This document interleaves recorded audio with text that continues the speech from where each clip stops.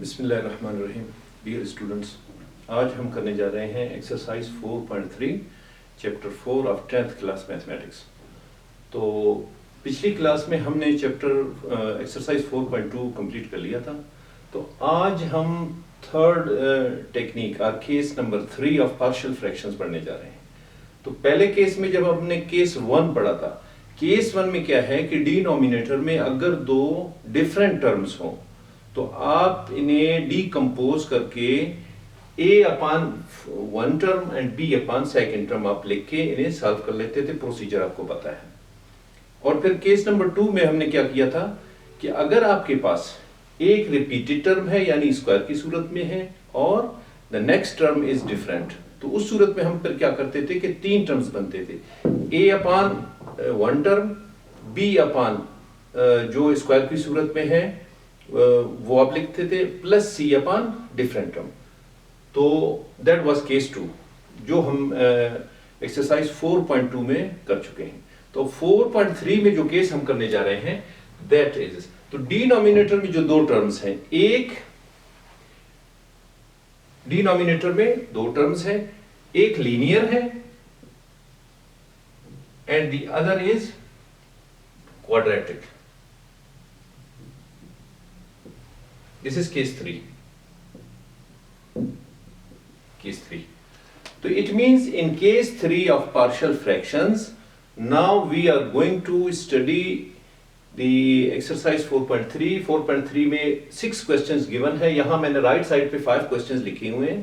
तो हम जैसे पिछले एक्सरसाइज में हमने पैटर्न अडॉप्ट किया था कि एक क्वेश्चन करके अगला मैं छोड़ देता था आपके लिए, फिर नेक्स्ट मैं खुद कर लेता था। तो आपने क्या करना है कि एक क्वेश्चन मैं करूंगा, एक आपके लिए छोड़ दूंगा, वो आप अपने तौर पे घर पे प्रैक्टिस कर लीजिए। अगर आपको कोई परेशानी होती है तो फिर आप कमेंट सेक्शन में कमेंट कर लीजिए ताकि हम अगली क्लास में उस क्वेश्चन को एंटरटेन करके आपको सॉल्यूशन बता दें। अब आपने करना क्या है कि केस नंबर 3 करने जा रहे हैं। इसमें जितने भी क्वेश्चंस है इस एक्सरसाइज में, एक्सरसाइज 4.3, इसमें जितने भी केसेस हैं केस नंबर 3 होगा। तो केस नंबर 3 में क्या है कि डिनोमिनेटर में वी हैव टू टर्म्स। एक टर्म लीनियर है, इट मींस लीनियर आप उसे कहते हैं कि जिसमें ऑर्डर 1 हो, ऑर्डर ऑफ द एक्सप्रेशन 1 हो। जब order of the expression higher than 1 होगा तो दैट विल बी क्वाड्रेटिक। अब क्या है कि यहां मैं एक क्वेश्चन लिख लेता हूं। Question number first, question number 1 में क्या है, 2 upon x square plus 1 into x plus 3। अब जैसे मैंने आपको बताया था कल जो हमने पिछले 4.2 में क्वेश्चंस किए थे उसमें क्या था कि इस तरह के सिमिलर टर्म्स थे, मगर क्या था कि for example x plus 2 square into x plus 3 इस तरह, यानी ब्रैकेट के ऊपर स्क्वायर था, एक टर्म में ब्रैकेट के ऊपर स्क्वायर था जबकि दूसरे टर्म में दूसरा टर्म लीनियर था। तो लीनियर के लिए हमने क्या कहा है, लीनियर के लिए डेफिनेशन क्या है कि the order of the expression must be 1, यानी जो वेरिएबल है उसके लिए पावर 1 होना चाहिए तो लीनियर है। अगर वेरिएबल के लिए पावर 2 है या हायर देन 2 है तो वो क्या होगा, दैट इज क्वाड्रेटिक। बल्कि क्वाड्रेटिक में जो ऑर्डर है वो 2 होगा और उससे हायर होगा वो, उसके लिए फिर डिफरेंट केसेस हैं जो आगे हम पढ़ेंगे। अब यहां जो हम केस डिस्कस करने जा रहे हैं 4.2 में x प्लस 2 होल ब्रैकेट के ऊपर स्क्वायर, अगर किसी टर्म में ब्रैकेट के ऊपर स्क्वायर आ रहा हो तो उसे आप रिपीटेड टर्म ट्रीट कर लेंगे। इट मींस अगर हम इसे रिप्लेस कर लें x plus 2 into x plus 2, यानी x प्लस 2 रिपीट हो रहा है तो इसलिए इसे रिपीटेड टर्म कह सकते हैं। और साथ में क्या है कि x के लिए ऑर्डर 1 है, यानी x के लिए पावर 1 है। तो क्या होगा कि दोनों लीनियर है बट रिपीटेड, इसमें दोनों टर्म्स लीनियर हैं, एक टर्म इसमें रिपीटेड है। तो इस सूरत में जब हम करते थे, इस सूरत में हम क्या करते थे, a अपान एक्स प्लस 2, यानी जो रिपीटेड टर्म है उसको आप एक दफा लिखते थे, फिर प्लस b अपान एक्स प्लस 2 स्क्वायर, जो x प्लस 2 का स्क्वायर है वो लिखते थे, प्लस c अपान एक्स प्लस 3 जो सेकेंड टर्म बनता था वो लिखते थे। यानी 3 पार्शियल फ्रैक्शंस में आप इसे डीकंपोज करते थे इन दिस केस। अगर एक रिपीटेड टर्म हो और एक लीनियर हो, लीनियर तो दोनों है, एक लीनियर एंड रिपीटेड है, अदर इज लीनियर, उस सूरत में आप इसे 3 पार्ट्स में डीकंपोज कर लेते। अब आज जो हम करने जा रहे हैं उसमें ब्रैकेट के ऊपर स्क्वायर नहीं है, जबकि वेरिएबल के ऊपर स्क्वायर है। तो ये आपने देखना है, सिर्फ यहां आपसे मिस्टेक नहीं होना चाहिए। अगर डिनोमिनेटर में वेरिएबल के ऊपर स्क्वायर हो तो वो क्वाड्रेटिक कहलाता है। उसके लिए प्रोसीजर आज हम करने जा रहे हैं, and that is case 3 of partial fractions. तो ये मैं इरेज कर लेता हूं, होपफुली आपने समझ लिया होगा और ये मिस्टेक आपसे नहीं होना चाहिए। तो हम इसे अगर डीकंपोज कर लेंगे तो ये क्या होगा, ax plus b divided by x square plus 1 plus c upon x plus 3। अब दोनों में आपको एक सिंपल डिफरेंस नजर आ रहा है। अगर ब्रैकेट के ऊपर स्क्वायर हो और ब्रैकेट के अंदर लीनियर हो तो उस सूरत में फिर आपने क्या करना था कि a अपॉन एक दफा आप लिखते उसे, फिर b अपॉन स्क्वायर के साथ लिखते, फिर c अपॉन आप सेकंड टर्म लिखते, जो एक्सरसाइज 4.2 में हम डिटेल से कर चुके हैं। अब यहां इसमें क्या है कि अगर एक क्वाड्रेटिक है और दूसरा लीनियर है तो उस सूरत में आप फिर जो क्वाड्रेटिक है उसके लिए आप पार्शियल फ्रैक्शन को ax प्लस b लिखेंगे, यानी दो कांस्टेंट्स लिखेंगे, a के साथ आप x लिखेंगे प्लस b को सेपरेट लिखेंगे और divided by x square plus 1 plus आपने अपनी तरफ से लिखना है और c अपॉन x प्लस 3 यानी सेकंड टर्म लिखना है। So this is equation number 1। अब आगे जो प्रोसीजर है वो तकरीबन सेम है जो हम एक्सरसाइज 4.2 में कर चुके हैं। तो प्रोसीजर बिल्कुल सेम है, उसी सेम प्रोसीजर को हम अडॉप्ट करने जा रहे हैं। उसमें हम क्या करते थे, फर्स्ट ऑफ ऑल मल्टीप्लाई, ये डिनोमिनेटर का जो टर्म है उसे आप दोनों साइड से मल्टीप्लाई कर लेते हैं। तो multiplying x square plus 1 into x plus 3 on both sides, ये बोथ साइड्स आप इसे मल्टीप्लाई कर लें। तो जब इसे आप दोनों तरफ मल्टीप्लाई कर लें, फर्स्ट क्वेश्चन में मैं मल्टीप्लाई और सिंप्लीफाई आपको करके बता देता हूं ताकि आपको कंफ्यूजन ना रहे। ये लेफ्ट साइड पे करने जा रहा हूं, x square plus 1 into x plus 3। And right side, right side में क्या है कि सेम टर्म राइट साइड में मल्टीप्लाई हो रहा है कंप्लीट इस पूरे के साथ। तो जब पूरे के साथ मल्टीप्लाई हो इट मींस इसके साथ अलग से मल्टीप्लाई हो रहा है, इसके साथ अलग से हो रहा है। तो हम सबसे पहले इसके साथ मल्टीप्लाई कर लेते हैं रफ वर्क में। दिस टर्म हमने क्या स्टेटमेंट यहां हमने क्या लिखी है कि multiplying this term on both sides, left side पे हमने कर लिया। अब राइट साइड में आप मल्टीप्लाई करने जा रहे हैं तो इसके साथ अलग से मल्टीप्लाई होगा और इसके साथ अलग से मल्टीप्लाई होगा। अब लेफ्ट साइड में ये टर्म इससे कैंसिल, ये इससे कैंसिल, तो क्या बच रहा है, लेफ्ट साइड में आपका बच रहा है सिर्फ 2। दिस इज इक्वल टू, अब राइट साइड में पहले इसके साथ मल्टीप्लाई कर लें, ax plus b divided by x square plus 1 और कंप्लीट इस फैक्टर से आप इसे मल्टीप्लाई कर लें। तो ये इससे कट रहा है,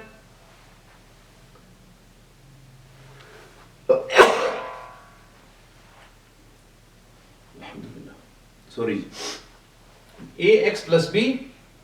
तो राइट साइड पे क्या बचता है, राइट साइड पे बच रहा है ax plus b into x plus 3।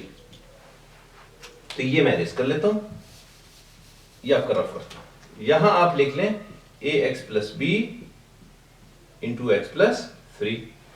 अब नेक्स्ट टर्म के साथ मल्टीप्लाई होगा इसी तरह इसके साथ, c अपॉन एक्स प्लस 3 के साथ आप इसे मल्टीप्लाई कर लें। तो c upon x plus 3 into x square plus 1 into x plus 3।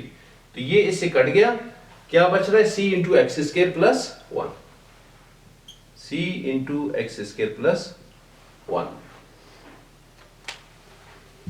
अब आपके पास एक्सप्रेशन क्या बन गया, दिस इज एक्सप्रेशन 2। यानी मल्टीप्लाई आपने इस डिनोमिनेटर को दोनों साइड पे कर लिया तो लेफ्ट साइड पे कैंसिल होके 2 बच गया, राइट साइड पे एक टर्म कैंसिल हो रहा है दूसरा बच रहा है, तो ax प्लस b के साथ ये टर्म आ गया प्लस c के साथ ये टर्म आ गया। This is your expression 2। अब इसके बाद जो स्टेप है उसमें आपने क्या करना है, जो क्वाड्रेटिक टर्म है उसको छोड़ के दूसरा जो लीनियर टर्म है उस लीनियर टर्म को आप इक्वल टू 0 कर लें। x प्लस 3 इक्वल्स टू 0, इसमें से x फाइंड कर लें तो प्लस 3 राइट साइड पे जाके -3 हो जाएगा, x इज इक्वल टू -3। तो putting the value of -3 in equation number 2, putting x is equal to -3 in equation 2। Equation 2 में हम पुट कर लेते हैं x इज इक्वल टू -3, क्या आता है 2 is equal to a into -3 plus b into x की जगह -3 प्लस 3 प्लस c इंटू -3 का स्क्वायर प्लस 1। अब इसे आप सिंप्लीफाई कर लें, 2 इक्वल्स टू ये -3 प्लस 3 ये 0 बन जाता है, तो इस पूरे टर्म को 0 बना देता है।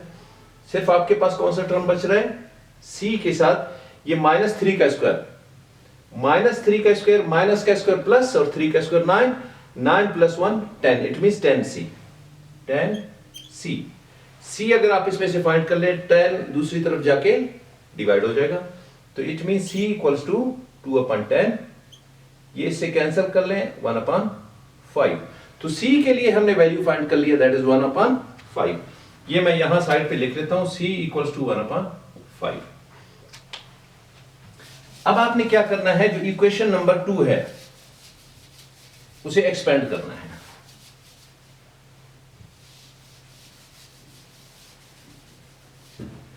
This is your equation number 2, आप इसे एक्सपेंड करें, expanding equation number 2। Now expanding equation number 2 and then equating for, फिर इसे इक्वेट कर लें coefficient of x and x square, coefficient of x square and x। आपने इस एक्सप्रेशन को क्या करना है, सबसे पहले एक्सपेंड करना है। जब इसे आप एक्सपेंड कर चुके उसके बाद एक्स स्क्वायर के कोएफिशिएंट्स राइट और लेफ्ट साइड पे लेके आप एक इक्वेशन बना दें। इसके बाद एक्स के कोएफिशिएंट्स राइट और लेफ्ट पे लेके एक और एक्सप्रेशन बना दें। उनमें से आपको फिर कैपिटल ए कैपिटल बी के वैल्यूज वहां से फाइंड होंगे। तो अब ये इसे पहले एक्सपेंड करेंगे, इसके बाद एक्स स्क्वायर के कोएफिशिएंट्स इक्वेट करेंगे और इसके बाद एक्स के कर लेंगे।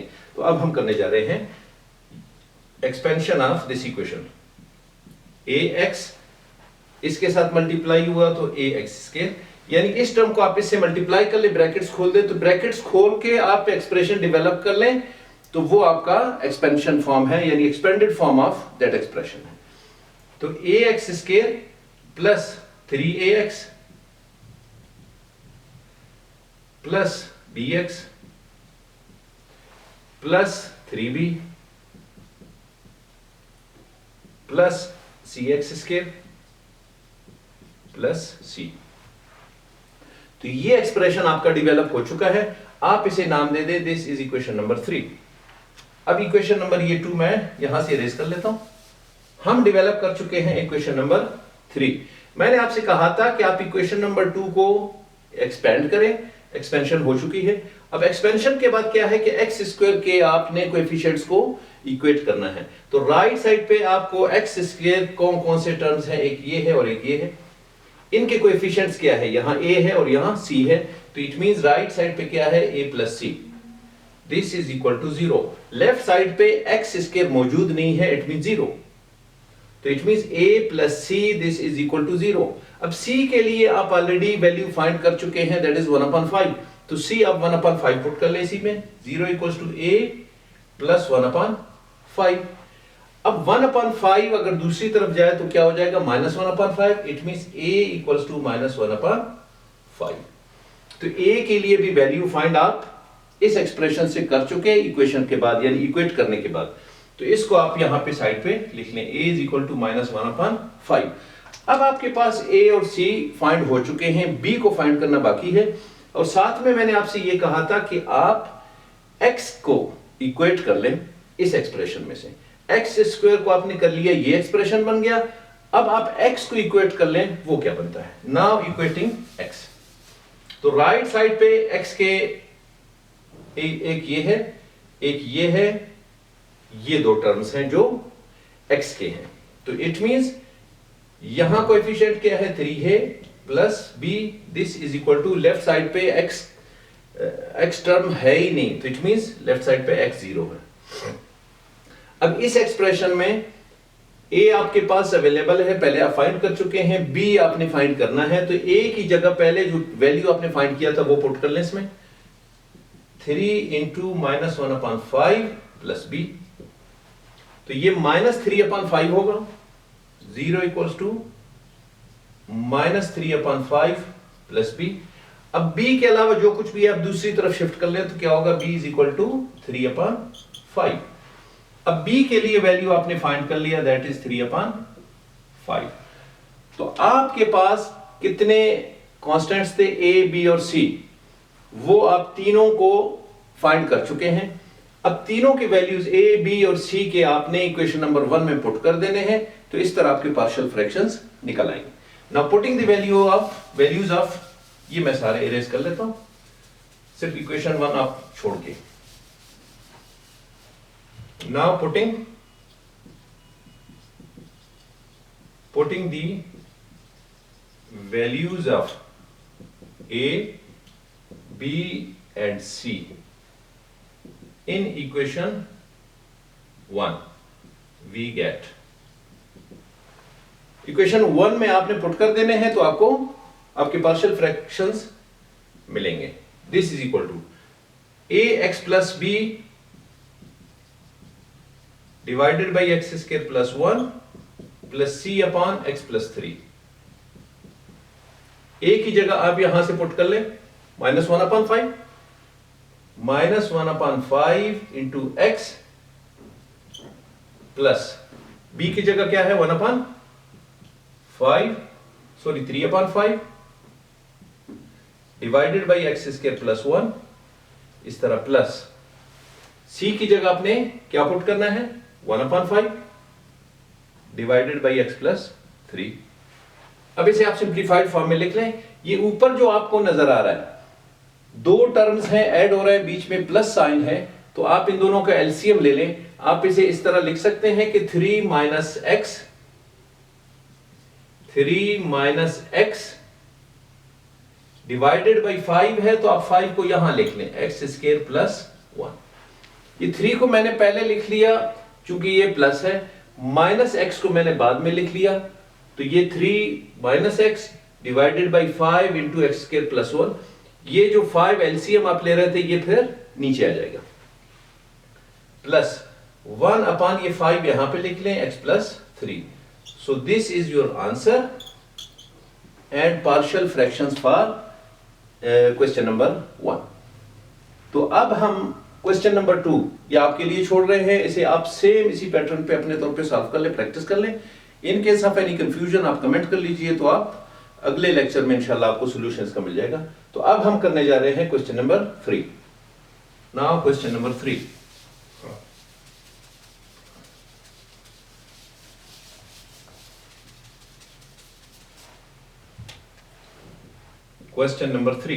क्वेश्चन नंबर 3 में क्या है कि x plus 3 upon x square plus 4 into x plus 5।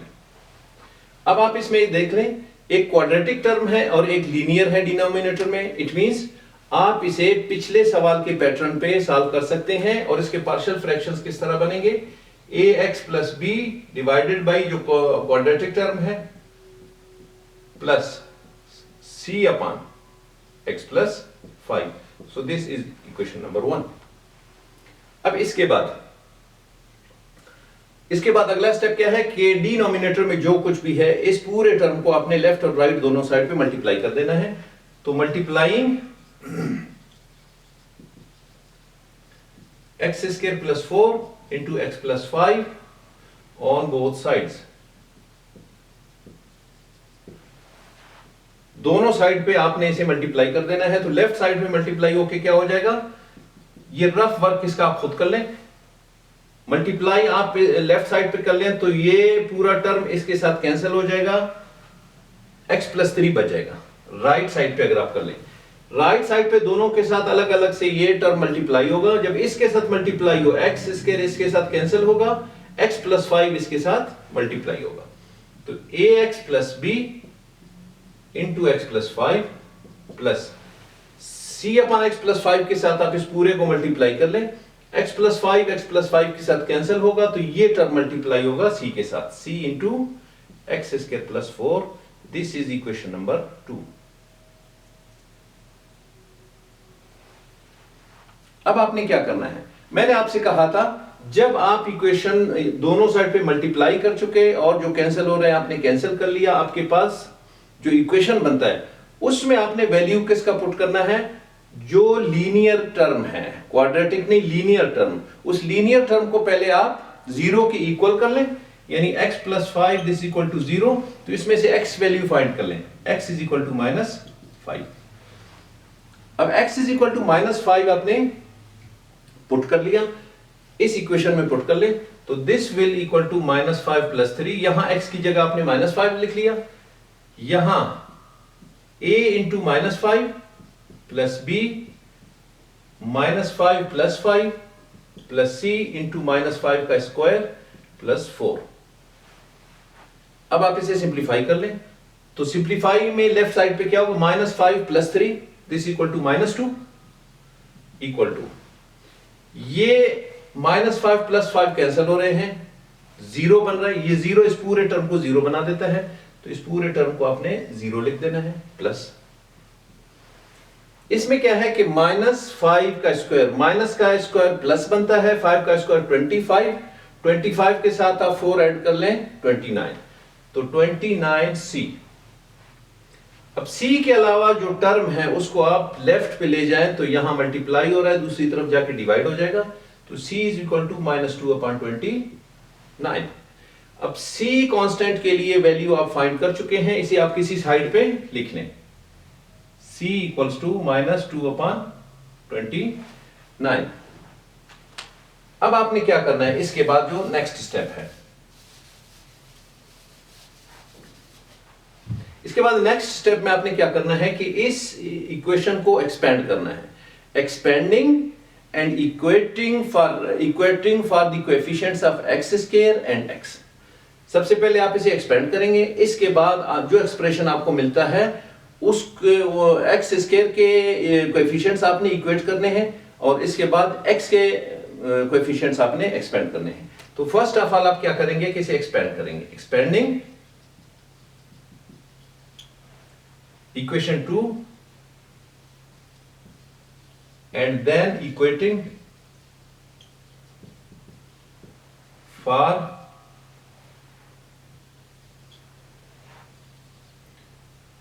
coefficients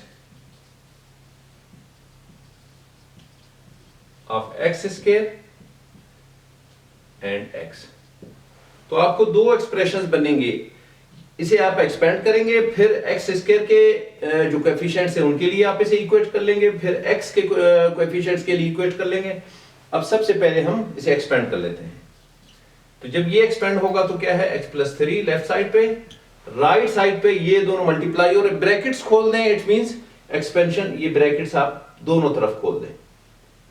तो ब्रैकेट्स खोलने के बाद ये दो टर्म्स मल्टीप्लाई हो रहे हैं, मल्टीप्लाई आप इन्हें कर ले तो ब्रैकेट्स खुल जाएंगे, तो इट मींस एक्सपेंशन खुद से हो चुका है। ax इसके साथ तो ax², ये ax इसके साथ +5ax + bx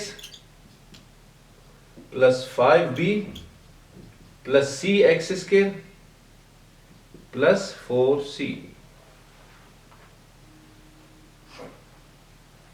अब ये एक्सपेंशन फॉर्म है, एक्सपेंडेड फॉर्म है ऑफ इक्वेशन नंबर 2, तो आप इसे इक्वेशन 3 का नाम दे दें।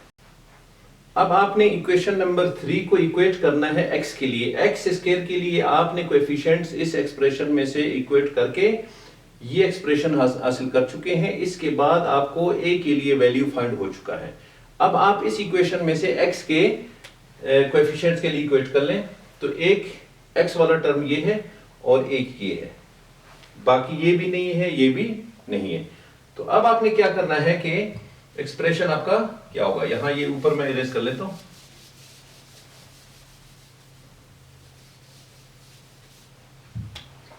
एक ये है टर्म और एक ये है, और लेफ्ट साइड पे क्या है, एक x है। इस लेफ्ट साइड पे x प्लस 3 है, इट मींस x का कोएफिशिएंट 1 है। इट मींस 1 इक्वल्स टू, यहां क्या है 5a प्लस b। अब इस एक्सप्रेशन में आपने a के लिए वैल्यू जो फाइंड कर चुके हैं वो यहां पुट कर लें, तो b आपको वैल्यू निकल आ जाएगा। तो putting the value of a over here, a के लिए 2/29 आपने फाइंड किया था प्लस b, तो अब ये क्या होगा, 5 अंदर मल्टीप्लाई होकर 10/29 होगा। 1 इक्वल्स टू 10/29 प्लस b। अब ये 10/29 को आप दूसरी तरफ शिफ्ट कर लें तो माइनस हो जाएगा, यानी 1 माइनस 10/29, तो ये होगा b इक्वल्स टू 1 माइनस 1/20 बल्कि 10/29। अब ये मैं यहां से इरेज कर लेता हूं। तो अगर आप एलसीएम यहां ले लें, एलसीएम 29 है, यहां 29 माइनस 10 होगा, तो b इक्वल्स टू क्या बनता है, 29 माइनस 10 दैट इज 19/29। तो b के लिए वैल्यू क्या फाइंड हुआ, 19/29। तो b के लिए वैल्यू आप यहां पे साइड पे लिख लें। अब तीनों कोएफिशिएंट्स के वैल्यू आपको फाइंड हो चुके हैं। अब आपने a, b और c के वैल्यूज इक्वेशन नंबर 1 में पुट कर लें, a, b और c की जगह, तो आपके पार्शियल फ्रैक्शंस निकल आएंगे and that will be your answer. Now putting the values of a, b and c in equation 1, equation 1 में पुट कर लेते हैं। a की जगह 2/29 इंटू एक्स प्लस b की जगह 19/29 divided by x square plus 4 plus c की जगह minus 2/29 divided by x plus 5। अब इसे जरा सिंप्लीफाइड फॉर्म में लिख लें। ऊपर आप देख लें दो टर्म है ऐड हो रहे हैं और आप इनका एलसीएम ले लें। जब एलसीएम लेंगे ये क्या होगा, 2x प्लस 19 डिवाइडेड बाई 29 होगा। तो अगर हम इसे इस तरह लिख लें 2x plus 19 divided by 29 and then divided by this one, तो हम इसे इस तरह लिख सकते हैं 2x plus 19 divided by 29 x square plus 4 and then plus, बल्कि ये माइनस इस प्लस को माइनस बना देगा, तो 2 ये 29 को आप नीचे इसके साथ मल्टीप्लाई कर लें, तो ये है आपके partial fractions of this equation and this is answer of question number 3। Question number 3 के लिए ये आंसर है। अब हम करने जा रहे हैं क्वेश्चन नंबर 4, मैं छोड़ रहा हूं आप लोगों के लिए, वो आप अपने तौर पे प्रैक्टिस कर लें, और इसके बाद क्वेश्चन नंबर 5। तो क्वेश्चन नंबर 5 हम करेंगे। क्वेश्चन नंबर 6 आप अपने एक्सरसाइज में से नोट करके अपने तौर पे प्रैक्टिस कर ले, यहां मैंने नहीं लिखा है, तो मैं क्वेश्चन नंबर 5 करके इस एक्सरसाइज को एंड कर रहा हूं खैर से। Now question number 5।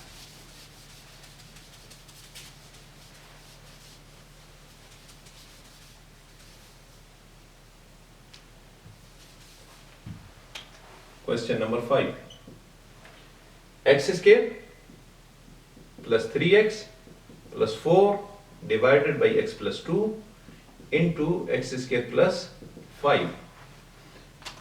अब देख रहे हैं डिनोमिनेटर में एक क्वाड्रेटिक टर्म है और एक लीनियर है, तो it mean same format use होगा पार्शियल फ्रैक्शंस के लिए। अच्छा, अब आपने क्या करना है, पार्शियल फ्रैक्शंस के लिए जो पिछला सवाल हमने किया था उसमें क्वाड्रेटिक टर्म पहले लिखा हुआ था, लीनियर बाद में लिखा हुआ था। तो क्वाड्रेटिक टर्म चाहे पहले लिखा हो चाहे बाद में लिखा हो, आपने उसे ax प्लस b की सूरत में लिख के पहले टर्म के तौर पे लेना है and that will be x square plus 5। ये नहीं होगा कि ax प्लस b आप लिख लें और साथ में नीचे आप लीनियर टर्म को लिख लें, तो आपका क्वेश्चन फिर गलत होगा।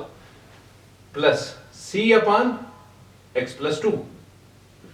तो जो आपने सिंगल कांस्टेंट लिया हुआ है उसके नीचे लीनियर टर्म होगा।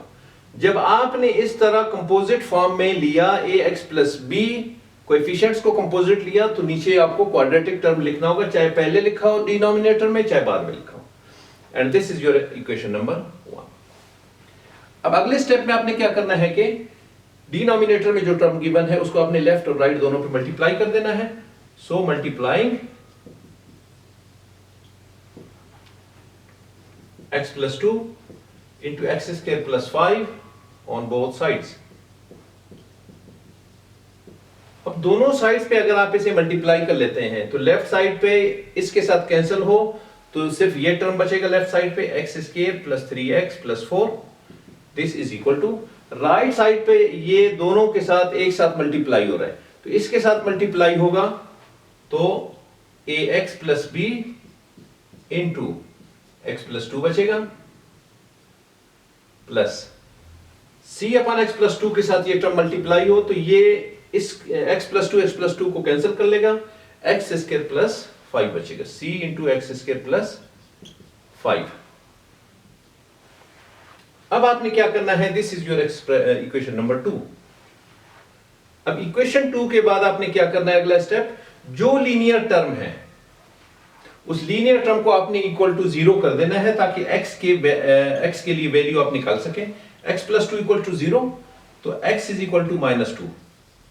अब x के लिए वैल्यू इस एक्सप्रेशन में -2 आप पुट कर लें तो आपको c के लिए वैल्यू निकलेगा। Putting the value of x is equal to -2 statement लिख लें और इसमें पुट कर लें, तो -2 होल स्क्वायर यहां पे, फिर plus 3 into -2 plus 4, this is equal to, यहां पुट कर ले -2, a इंटू -2 प्लस b, फिर -2 प्लस 2 प्लस ये c इंटू -2 स्क्वायर प्लस 5। अब इसे आप सिंप्लीफाई कर लें, लेफ्ट साइड पे क्या होगा, -2 का स्क्वायर क्या है, माइनस का स्क्वायर प्लस 2 का स्क्वायर 4, प्लस माइनस ये माइनस होगा, 3 2 is 6 और ये प्लस 4। तो आप देख ली ये प्लस 4 ये प्लस 4 ये 8 बन रहे, 8 माइनस 6 2 प्लस 2, तो इसकी जगह मैं प्लस 2 डायरेक्ट लिख लेता हूं, plus 2, this is equal to, ये दोनों टर्म कैंसिल हो रहे हैं और इस पूरे टर्म को 0 बना रहे हैं, प्लस, तो आपके पास ये बच रहा है c के साथ जो है -2 का स्क्वायर है, माइनस का स्क्वायर प्लस और 2 का स्क्वायर 4 के साथ 5 ऐड कर लें 9, इट मींस 9c, तो 9c। अब c आप यहां से एक साइड कर लें तो जो इसके साथ टर्म है मल्टीप्लाई हो रहा है तो दूसरी तरफ जाके डिवाइड हो जाएगा, तो c इज इक्वल टू 2/9। अब c इज इक्वल टू 2/9 है, इसे आप किसी साइड में लिख लें, c इज इक्वल टू 2/9। अब आपने क्या करना है, इसके बाद जो स्टेप है, तो मैंने आपको स्टेप बाय स्टेप बताया है। अब इसके बाद वाले स्टेप में आपने क्या करना है कि इसको एक्सपेंड करना है, expanding this equation and then equating the coefficients of x square and x। तो सबसे पहले क्या है, expanding the equation, expanding equation 2 and then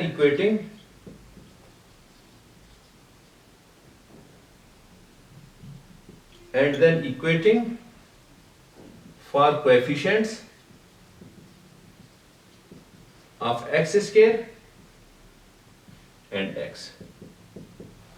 सबसे पहले आपने इसे एक्सपेंड करना है, फिर x स्क्वायर के कोएफिशिएंट्स के लिए इक्वेट करना है, फिर x के कोएफिशिएंट्स के लिए आपने इक्वेट करना है। तो आप इसे पहले एक्सपेंड कर लें, एक्सपेंशन मींस ब्रैकेट्स आप खत्म कर लें, मल्टीप्लाई हो रहे हैं तो आप मल्टीप्लाई करके ब्रैकेट्स खत्म कर लें। तो लेफ्ट साइड आपका सेम रहेगा, इसमें